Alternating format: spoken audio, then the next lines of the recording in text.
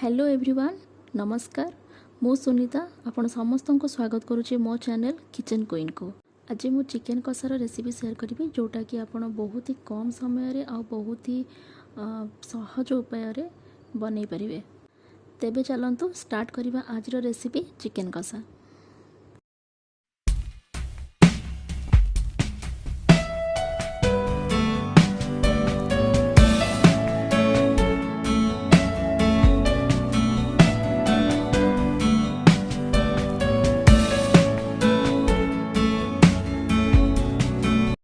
प्रथमे मु चिकेन को मैरिनेट करने गोटे बाउल ले 2 चम्मच दही नेली। से मु लुण हलदी लंका गुंड और जीरा गुंड पकईदेली। एबे मु 300 ग्राम चिकेन नहीं से चिकेन को मध्य सेठी पकईदेवी। एबे मु सोरिष तेल जस्ट टिके उषुम करिछि सेटा मु ता ऊपर पकईदेली। एमिति कले बहुत ही भल टेस्ट आसे तार। एबे याकू आमे बहुत ही भल रे गोळे दबा। देखो बहुत ही भल रे गोळे ही गला। एबे याकू आमे एटलीस्ट 15 मिनिट पे मैरिनेट करके रखिबा।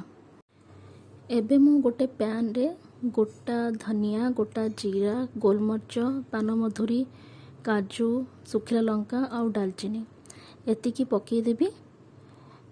एटा पकई सला परे एबे याकू आमे हल्का से भाजी दबा, माने बेसी पोड़ेबानी, जस्ट टिके फ्राए करने को, कारण या आमको ग्राइंडिंग करार अच्छी।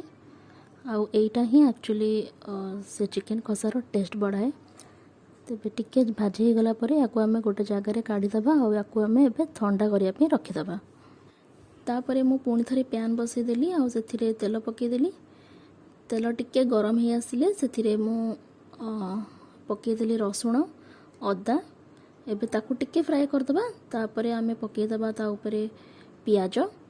एबे ना याकू टिके जस्ट अल्प समय पे फ्राए करिबा, कारण टिके एटा सॉफ्ट हो गला ना। तापरे याकू आमे ठंडा होबा पे छाड़ दबा, कारण याकू भी हमको तापरे ग्राइंडिंग करबा को पड़िबो। सेति पे जस्ट टिके फ्राए करके याकू आमे ठंडा करिया पे छाड़ दबा। एबे मु जते के सब फ्राए करके रखितिली मोर गोटा मसाला सब आउ पियाज एका संगे रे दीटा को मिसई की मु ग्राइंडिंग करदेवी। गोटे स्मूथ पेस्ट बनईदबा। एटा ही होची तार मसालाटा। एबे गोटे पैन रे मु टिके तेल पकईदेली आउ तेल टिके गरम हो आसले से आमे गोटे दालचीनी और 2टी गुजराती पकईदबा। एबे आमे सही पेस्ट को मध्य या ऊपर पकईदबा। एबे याकू अल्प समय पे आमे टिके कसीबा। देखो टिके कसी ही आसला सेथिरे एबे आमे लूण हलदी आउ लंका गुंड पकेबा। एटा मु काश्मीरी रेड चिली नहीं। एटा बेसी राग हुएनी, बाकी आपणकर तरकारीटा बहुत रेड रहिबो तो सेति मु एटा नहीं। देखंतु मसालाटा कसी ही आसला तो एबे आमे सेथिरे मैरिनेट करथबा चिकेन गुडी को पकेदबा। एबे आमे चिकेनटा बहुत भलरे कसीबा जेमती मसालाटा चिकेन संगे पूरा मिसी जिवो भलरे। आउ तापरे आपणक हिसाब रे आपण केतिकी ग्रेवी चाहती से हिसाब रे पानी देबे। तो मु भी से हिसाब रे पानी देकी घोड़े देबी आउ चिकेन को मीडियम फ्लेम रे सिझिबा को देबी। एबे देखंतु मो चिकेनटा ऑलमोस्ट रेडी हो गलानी। बहुत शीघ्र सिझी भी गला, कारण आमे एथिरे दही रे आमे आकु गोळै जे तो सेति पे बहुत शीघ्र एटा सिझी भी जाए।